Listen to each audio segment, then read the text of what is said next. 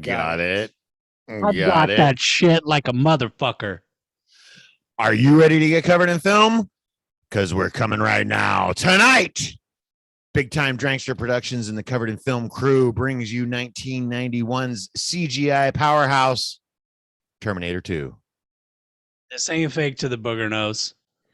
This No. is real. Yeah, Big Time Drankster. Big time drankster, Ben. Ain't Do no you even faking. listen? Ain't no faking. No, hey, I helped invent Big Time Drankster, motherfucker. I don't know. Fake That to was the like what, booger the nose. fourth grade, fifth grade? I want to say fourth. Yeah. I feel like third was too early. Fourth is when we really clicked. Yeah, yeah. Jubal was around. Yeah. Yeah, Tyrannosaurus Rex style. All right, so first up, for all the newcomers, let's introduce everyone. Fun facts are his favorite. He only brings the tastiest trivia, and you can't believe a word he says. Ben, the doctor of deception, Hansen. You got that shit right. Next, he's the leader in lag. He might slow down, but he never quits. But yet he can still Google faster than you. Russ, the Rivernet rascal Craigie. Nice. Nice. I love it. I don't even know what to say. Hey. He's lagging. And now, because intro should be a thing, and I like to think I'm clever, and who doesn't like listening to my voice? I'm Joe. Is the intro over yet, Morgan? Welcome to our show, ladies and germs. Welcome. Like and subscribe, people. Like it right now. Subscribe right now, or I'm coming to your fucking house. Yeah, Ben's going to make one of those TikTok videos. What do you do if I break into your house? That's right. That's right. I start eating your Cheez-Its and your yogurt. And what? What are you going to do? You're going to be at work. Better hide those goldfish, motherfucker. Hi. See, he never quits. He never quits.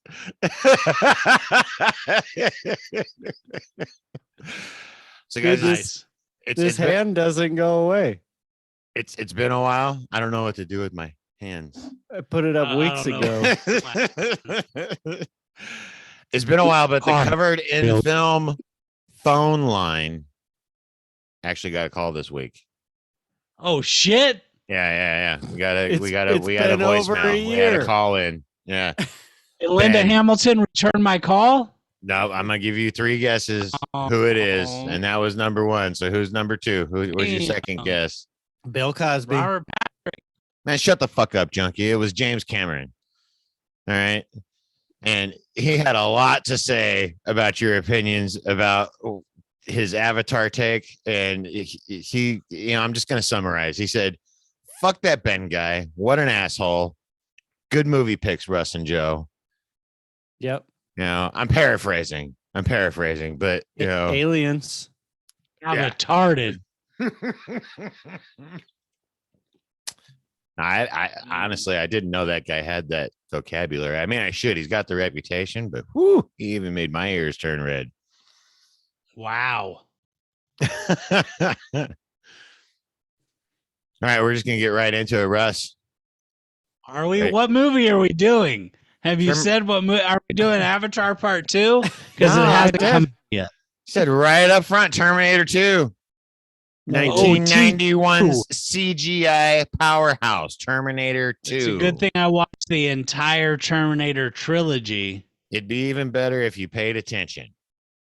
Did you I'm really? I'm not doing that. Did you watch the trilogy, Ben? No, absolutely not. What I got a job. I have real responsibilities. I don't have time to watch 3 movies. Although I did watch a movie tonight. Let's talk about it. No, let's not. Let's go on. It's actually like a quintilogy now. The Tender Bar. Although James Cameron has abandoned the whole thing after episode 2. Russ, rate it and grade it.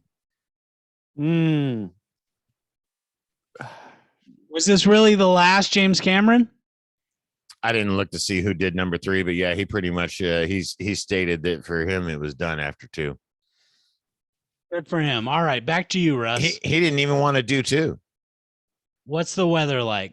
He did a great job with it. Jonathan Mostow was number 3. Whoever Great that job, is. Jonathan. See, I'm Mostow. telling you, Honestly, dude, Russ, I got fond memories of number 3. Proven fucking facts, dude. This guy can Google faster than anybody on the fucking planet. I got $5 for anybody that can out Google this rivernet motherfucker, dude. I swear to God. Jonathan Mostow. $5. Sure. $5 sounds fun. Are we gambling? Let's gamble. Jonathan Mostow also did U571, one of my secret favorites. I can see how that's a guilty pleasure and a That's secret. 2 things smashed into one for one movie and Bon Jovi in a movie. How can you resist? All right, 805. Are you gonna fucking rate this thing? Or are you gonna? I guess so. I guess so. How can you not give this movie at least an A-? You'd have to be some kind of monster who doesn't appreciate cinema. I personally will give it. Here we go. I won't give it an A+, but I'll give it an A. All right. It's stands the test of time. I've watched it over and over and over again, and through every year you could possibly think of, and liked it every single time. And I liked it last night when I watched it, and the series as a whole is, I think, important to film, and it's thought provoking, and special effects were top notch. Made you really wonder what if. And it's referenced every day, all the time, forever, until machines actually kill baby. us. Yeah, no, the catchphrases are sprinkled through here liberally. Oh yeah. You gotta tell him hasta la vista, baby. Tell him to chill out. Funny facts that'll come up later about his voice. Ben, me follow up Russ's abbreviated rate it and grade it with your own, what I'm sure is going to be long-winded diatribe. How many times have I seen this movie? More importantly, have I seen this movie more than I've seen the Guns N' Roses music video for You Could Be Mine? With your bitch slap rapping and your cocaine tongue, you get nothing done. You could vouch for be that. mine. I mean, how many times have I seen this fucking movie? This movie infiltrated the nomenclature of popular fucking everything. James Cameron again, just pulse finger. That guy's on it. I don't know. God damn. How did he do it? Dude, he didn't even want to do it. He didn't even want to do it. He didn't even fucking want to do it. I feel like this movie showed him when he saw the bad mask on Schwarzenegger, the stunt double, jumping off on the bike into the LA tunnels. He was like, I better wait for Avatar. I'm going to wait for Avatar. Other than that, very few issues with this movie. I wanted to go, I'll be honest, I wanted to go into this movie just ready to talk shit. This movie entertains. This movie has many things that I'm waiting to see. That when fucking the Skynet night guy dies and he hits the fucking detonator, like, it's so satisfying. It can only be surpassed by number 3 when you actually see the rise of the machines. This movie's an A. There's no way to get around it. I tried. Can't get around it. He tried.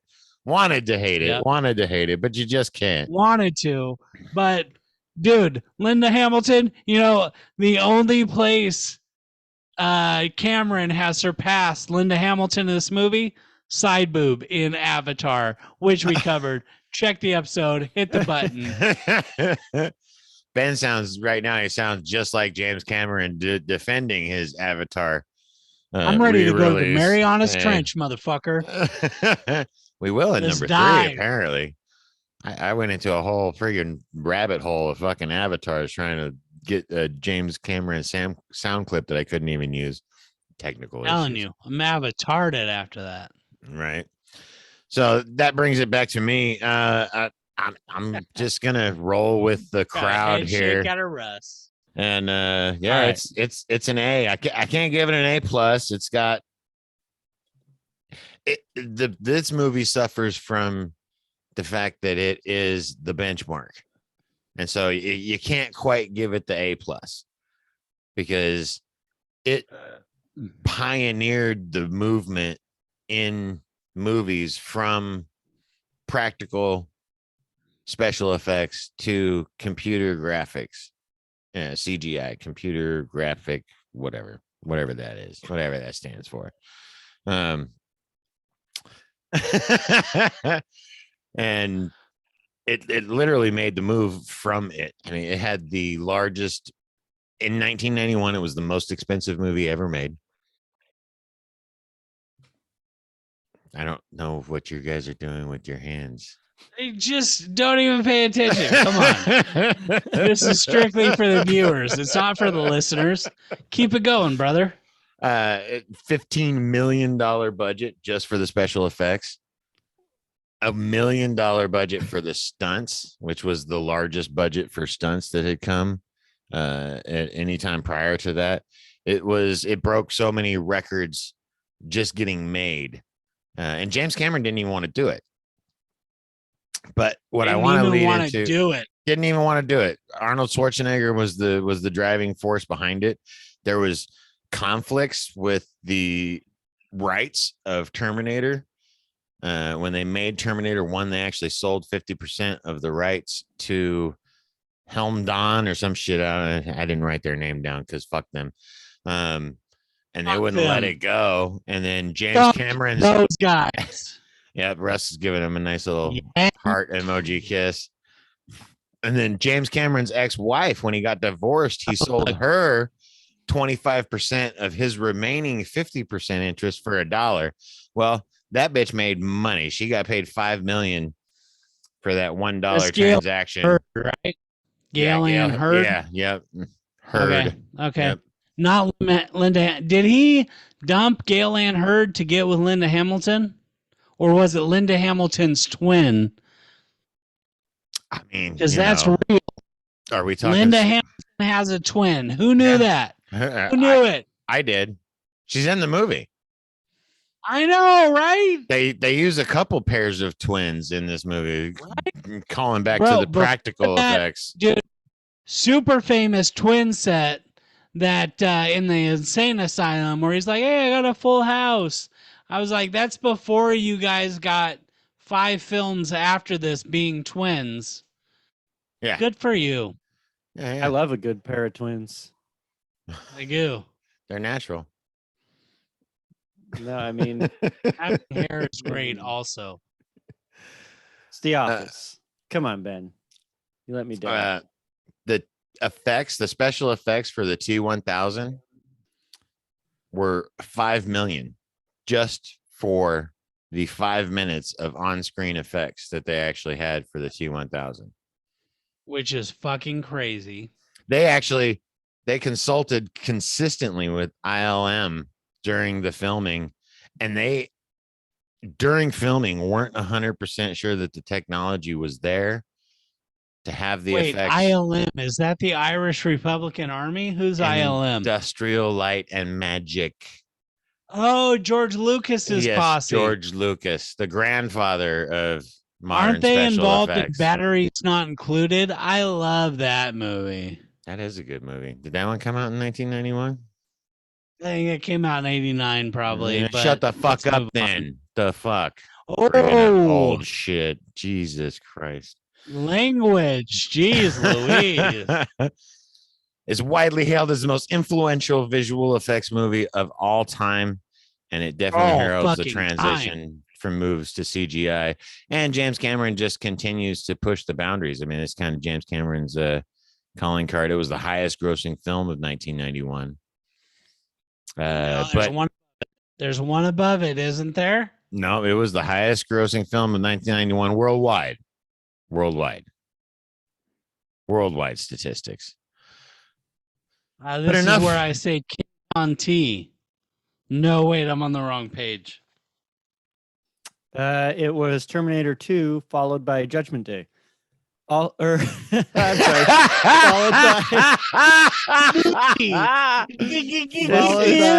It's like the followed title. by Robin Hood, and then Home Alone. Is it really? Did Robin Hood with fucking Kevin Costner and Morgan Freeman come out in this year? It absolutely did, which leads us into our Why next are segment. we doing that movie? Wait, I love that movie. Fun trivia. If you adjust Terminator 2 for inflation, it's the top grossing rated R movie of all time. Yeah, being over Oh my 1.09 billion or some shit like that. Yeah. That's because they say fuck in this movie. It's definitely not because of the side boob. That's it, Ben. It's not. It's not because of side boob. It's not because of the word cunt. It's not because of the word cocksucker. None of that. Nobody was drinking beer and crushing pussy. I don't know what the hell happened. Not a one, motherfucker. Not a one. Nope. And Arnold got to play a robot without even having to strip his. Well, no, I guess he did strip his flesh off his arm, huh? Yeah. Come on, Arnold is sick in this movie, dude. When he cuts his arm off, he's like, hand here, you know what I'm showing you, dude. That's such a good scene. Dude, he just pulls that shit off like a sock. I didn't even remember I was waiting for that movie when I watched it this time, or that scene movie, whatever. And then it came up, and I was like, "Oh yeah, this is sick. This is fucking sick." So before we get too far back into the Terminator, because I do want to talk more about it, what was your favorite movie from 1991, Russ? Oh my God, I was at the bar when you asked that question, and that'd be tonight. You were at a bar tonight? Yep. I had to go to the bank, deposit a check. The bar's right next to it. I had to deliver some wine to a guy. Why not? Yeah. Why not? Yeah. So I was looking it up, and I was actually talking to people about it. So I need you guys to settle a debate that came up after that question. Is it a normal debate or a master debate? You son of a bitch. You son of a bitch. Just trying to hold your face. Oh, Russ is definitely master debating. Is the movie Point Break on the same level as this movie? Not even fucking close. Okay. Yeah, no. Russ has got jokes. Thank you. What the fuck are you talking about? This movie helped push forward fucking, did Jurassic Park come out before this movie? This movie helped CGI make it into a whole new level. Point Break, I love Buzz, but come on, bro. Yeah, so for me, it's hard not to just say Terminator 2. If I'm also other than Terminator 2, excluding Terminator 2. So you're gonna have to name some of these motherfuckers. Like I said, show. For me, it's probably Boys in the Hood, honestly. Because good call out. That movie was the first time I saw it at a young age, but it was the first time I ever identify more with Trey or Doughboy. Neither, nobody, because in that movie was the first movie that made me realize, oh, not everybody grows up in Napa Valley and is white. That's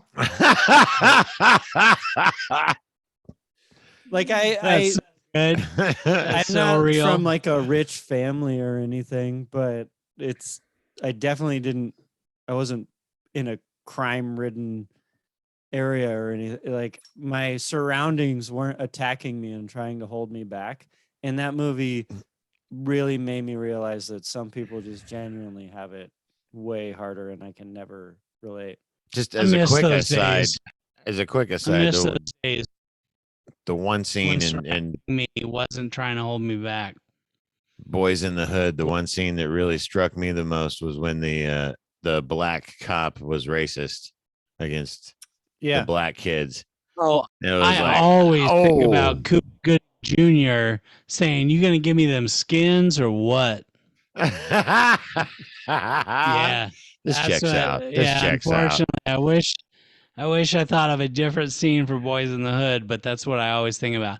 Joe, what are some movies that came out in 1991? The other two, they came up I like Russ. There we go. in the group. Finish it up. Yeah. In the group. So like Silence of the Lambs, obviously, I think I've said. Oh yeah, that's number one. That's the number one movie of. That's right. That's a hit the top button. movie. Yeah, we covered it. 91. We love you. I would say that's the best movie of the year. Yeah, yeah. Didn't Titanic? No, because maybe not. You love Titanic. Silence of the Lambs is up there on personal for me, but I don't think it's my personal favorite. But I'd say it's the best movie. But JFK as well.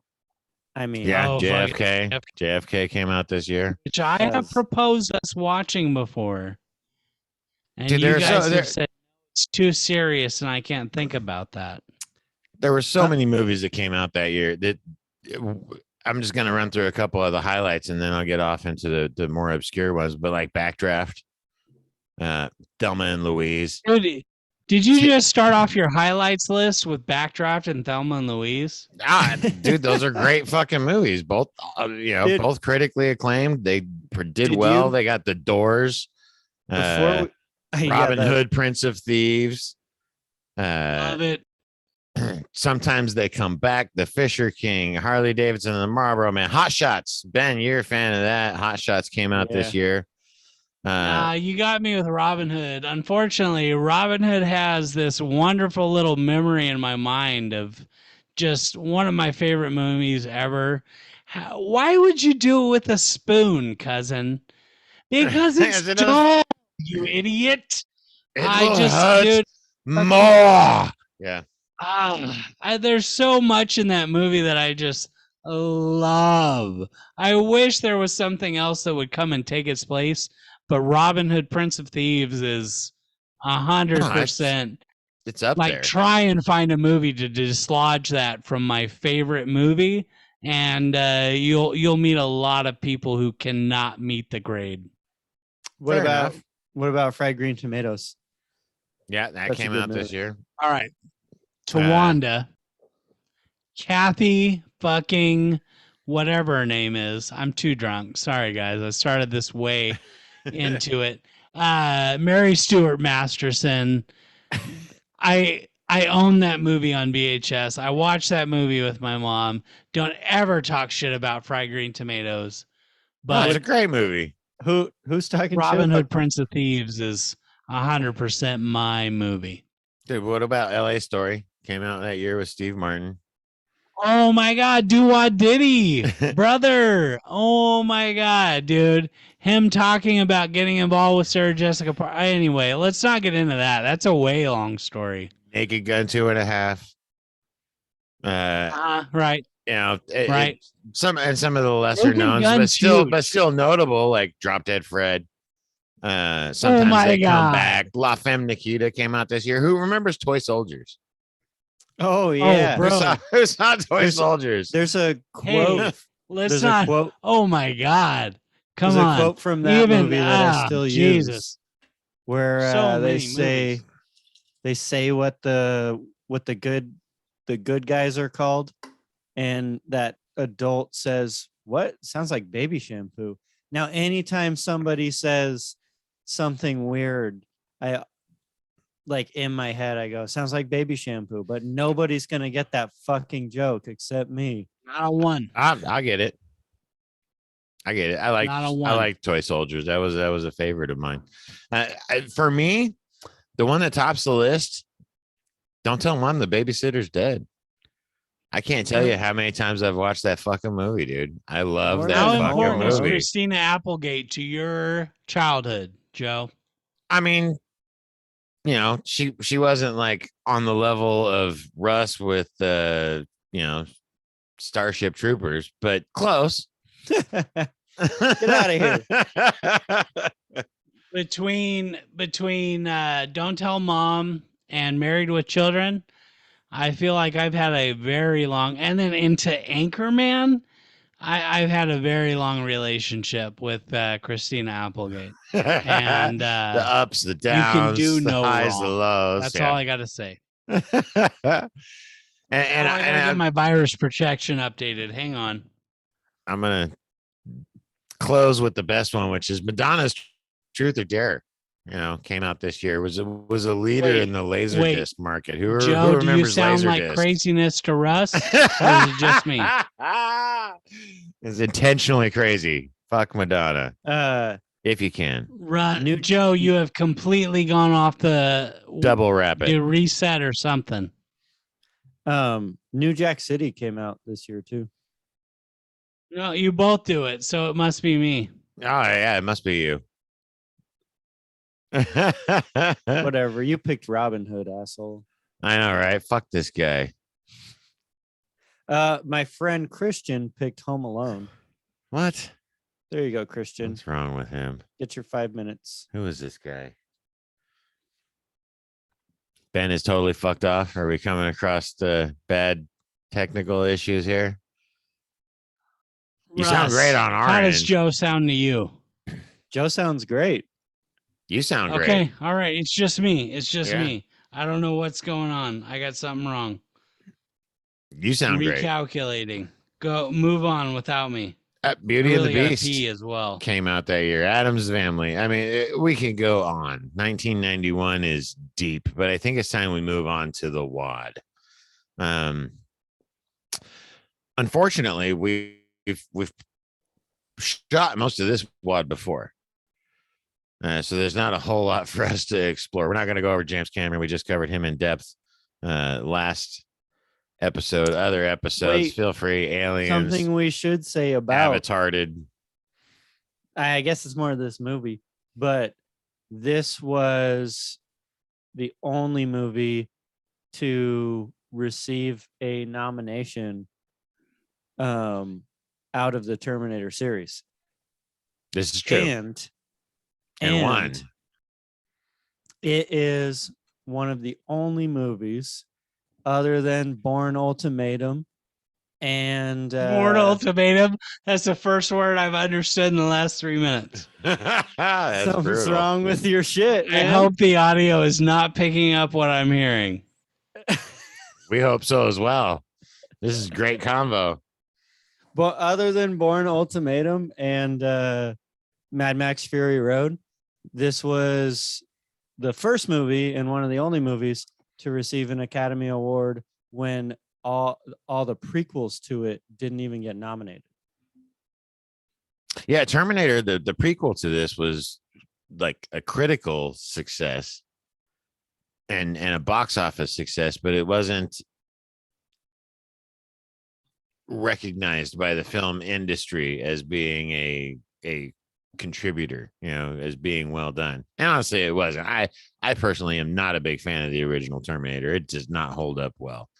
They overreached for the time.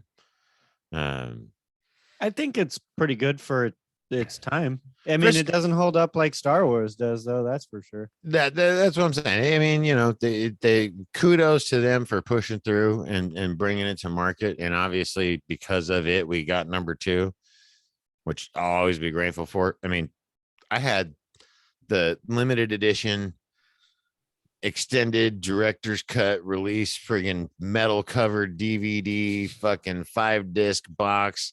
I even did the research and found the code. There was a code you had to put in when it was on the title screen where you could put in a code and one eye of the Terminator thing would light up, and then if you put in the other code, then the second eye lit up, and that was the way you unlocked the director's cut completely unedited version. Dude, yeah, I was a geek over this movie big time. I'm just hoping what's recorded is not what I'm hearing. I gotta admit, I really hope it's got you 100%. I remember when Jim Carrey was on the talk show and he was like, "Remember this?" And he put the ashtray up to his face. I really hope it's recording what you're saying and not what I'm hearing. Wait, can you just? That's going to be a lot of fun. Can you do an impression for us real quick? Because I do want to know. Yeah, what does it sound how do like? I change this? That's a bad impression. Staring down. Yeah, staring down. All right, Joe, lead on. All right, moving forward. Writers, again, not going to dig into James Cameron. We've already covered it. We've got William Wisher. Basically wishes he'd done more. He didn't really do a lot. Judge Dredd, 13th Warrior.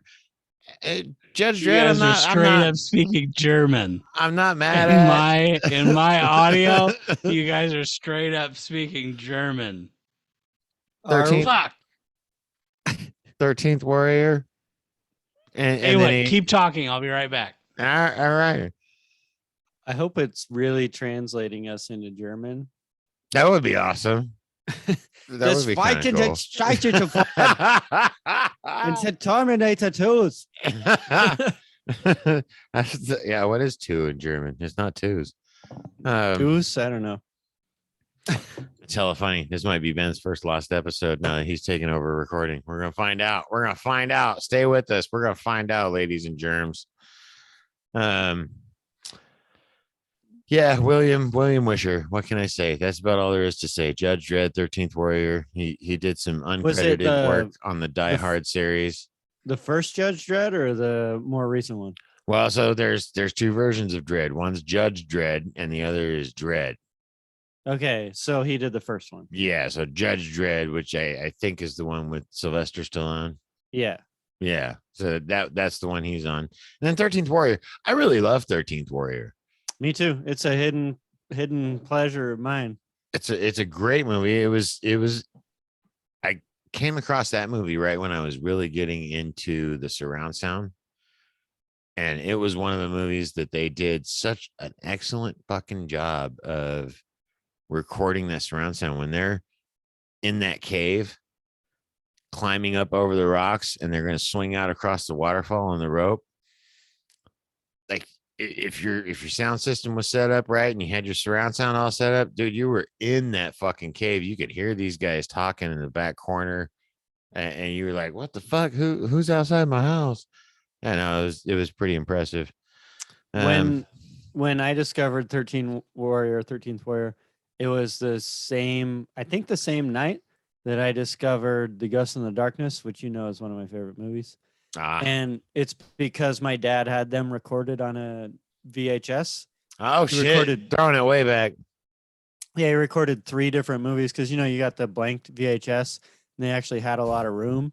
Oh, yeah, you got LP, SLP, ELP. Yeah, so he had 3 movies on there, but he had died. And I was staying at his house because nobody else was there. And we were just like making sure the house was okay. And I had nothing to do but watch VHSs that he had lying around. And some of them were labeled, some weren't. It was just like, put it in, see what you get. And I just stayed alone in this dark house and watched The Ghost in the Darkness and 13th Warrior for the first time. Nice. It was great. Oh, yeah. Well, so that brings us to the end of the writers. Now, we do have a little bit of room in the A to play with. Ben, can you understand us yet? Not a bit. I'm so sorry. I put it in the chat. I don't know what else to tell you. Like, I'm catching a little bit. There was 13th Warrior in there. There was Totally Alone, I think I heard. And besides that, I'm so sorry. Me peeing outside did not rectify the fact. Russ, why? Put your fucking hand down. Outside? I don't know. I'm so sorry. I hope it's picking up your audio, but my computer is giving me Charlie Brown. Blah, blah, blah, blah, blah, blah. So I'm half wondering if we should make a cut. Ben, yep, continuing. Edward Furlong. There we go. You go, Ben. Say bring some Ben. Lobsters in the store.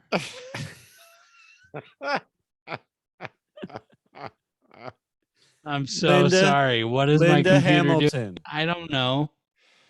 What do you think of Linda Hamilton? Crazy to think that she had a twin in this movie, like never even revealed. Linda Hamilton, probably until Avatar, the longest role without a bra on, but really tastefully done. Like not a constant use of her nipples for the movie. So great job. Continuing in Avatar, but not as much side boob. This is, I mean, if you didn't fall in love with Linda Hamilton in 1991 watching this movie, were you alive? I don't know that you were. No, I'm fully on board with Ben there. What about Joe Morton? We're going to say it again slowly. Joe Morton. Joe Morton. I really hope you just agreed with me because I have no idea. Joe Morton. I'll say that I found his role. He brings like the human element into it for, a few minutes. You're stuck in this crazy world for quite a while, and he brings you back to reality where he's just like actually like, no, my arm. Well, right, but I mean, James Cameron, I didn't see anything about Morton's role specifically in the film, but he wanted it to be all about the human connection. And I really feel like Joe Morton's character and a couple of people had made that commentary that he was the most human grounding element of the movie. And that I think you nailed it on the head, Russ. Like he's absolutely the common man. Like you wake up and you find out, oh, the world's going to get taken over by fucking robots and it's your fucking fault. And what do you do about it? You blow the fuckers up. That's what you do about it. He bought into that. Can't understand a word you're saying. A burp, burp, burp, burp, burp, burp. A burk is right. A burk. I mean, well, I'm technically at the end of my notes, other than the fact that Robert Patrick trained to fire a gun without blinking. As the T-1000. How come that guy wasn't in more movies moving forward? I feel bad for Robert Patrick. Well, I mean, he fucking was living in his fucking car. What's up with James Cameron and friggin' hiring actors that are living in their fucking cars? There's fucking Terminator 2. There's Avatar. There's fucking the fuck. Yeah, all of that you just said, whatever it was. Absolutely. Did you know that they originally wanted Michael Biehn? Michael Dukakis to be in the movie? No, Michael Dukakis? Michael Biehn reprises his role as John Connor's father. But the guy they had originally slated was Billy Idol. No, they wanted what? Seriously, they had Billy Idol slated to play fucking the T-1000. Swear to God, fun fact. Wow. Maybe that's a different trivia that you found as well, but I know they wanted Michael Biehn to do it because they were Michael Biehn, because he's a shapeshifter, right? And he would come back disguised as like a Michael fucking Biehn. Nightmare. This is like a nightmare. I'm like, why can't I understand you guys? They thought that it would be such a interesting take if suddenly Arnold Schwarzenegger was the good guy and Michael Biehn was the villain, but they decided the audience would be too confused watching the movie for the first 30 minutes. Well, right, because people are stupid. Yeah. People are stupid. People are stupid. Well, I hope it's recording your guys' actual audio. I really hope it's recording your guys' actual audio. Arnold Schwarzenegger, Michael Biehn, Linda Hamilton, Edward Furlong. Get it in the A. We're doing the WAD. Earl Bowen. Keep it going, guys. Earl Bowen. Earl Don. Earl Bowen. Earl Doggin. Earl Dugan. This is a good exercise. It's a dude in the Shagadagam. What not to do with your friends when you're drunk at home on Zoom. I don't fucking know. Like and subscribe. Yeah. I think we're gonna call this and find out if it's actually recording. Thanks for joining us, guys. Thank you, Ben. Our trip through 1991 and another James Cameron thing. I just felt like we needed to rub it in Ben's face. Hopefully I could talk all the shit I want because Ben can't hear me right now. So this is great. And Russ, what we need to do here in a minute is we need to just disconnect and leave Ben in the room by himself. Yeah, look at he got that little sad face. All right, bye, Ben. Hey, Ben, you suck. Bye, Ben. Like, subscribe. Catch us next time. All right, now Russ is completely left. It can't just be me. This is a goddamn travesty. He's still recording. Now I'm alone. Let me tell you about my take on T2. This goddamn what kind of a mom is this mom? I swear to God, Edward Furlong just needs somebody to give him some goddamn encouragement. And she tells him, you shouldn't have come for me. Come on. Know your audience.